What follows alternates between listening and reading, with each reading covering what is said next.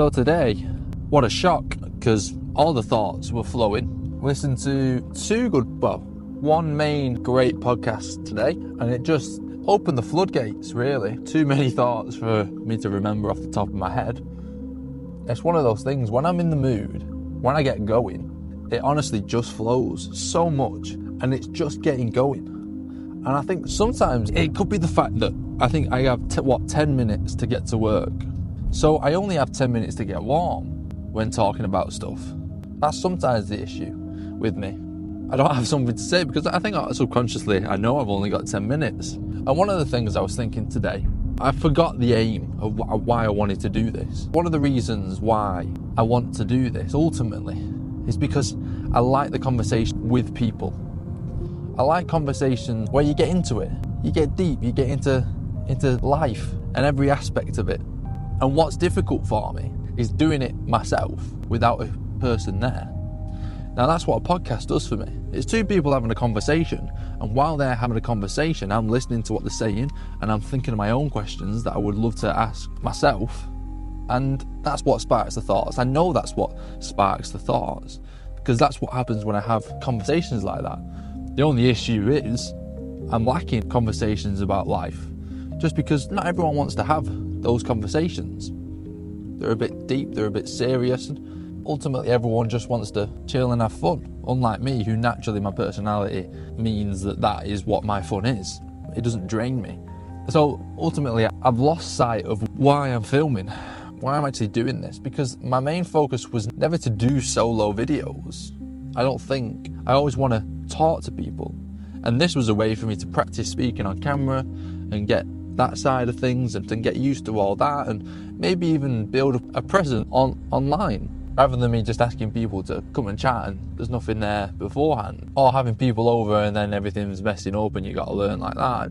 I'd rather do this, but almost a year later, not posted, and I'm still doing this, and it frustrates me. But it's frustrating me, and it's not the main aim. This is a bit of a side quest, really. Just letting life flow until I get to the point where I want to be.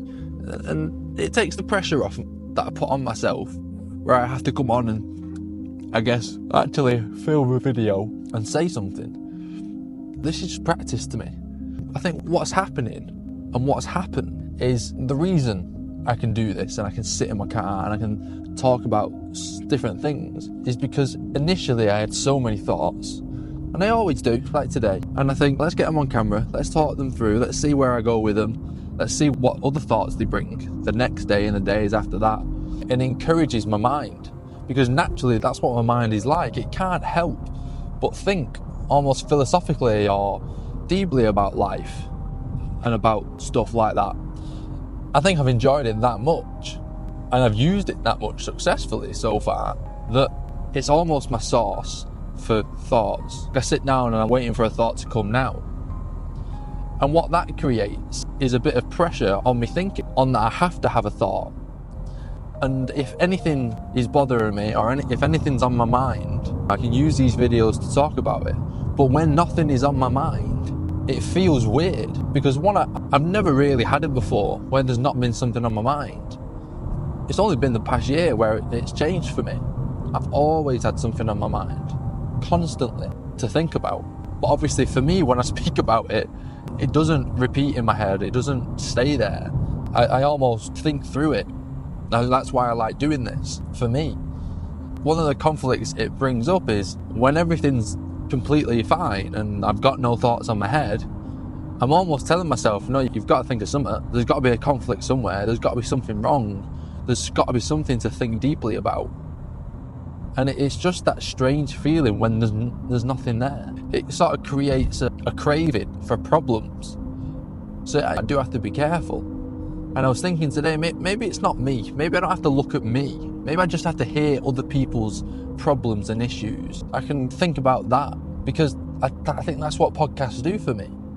I'm listening to other people's problems and other people's thoughts and digesting them and thinking about them. And I'm not creating problems of my own. I'm just thinking about theirs.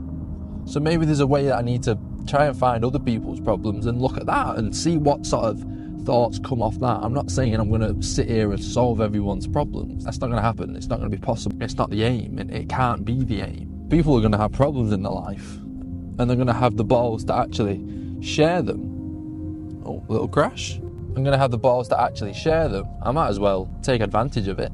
I might as well see the value in it, bring some value to it. I know that's what I would want if I was to ever do stuff like that. Anyone can watch these videos and make their own points on my thoughts. That's completely fine.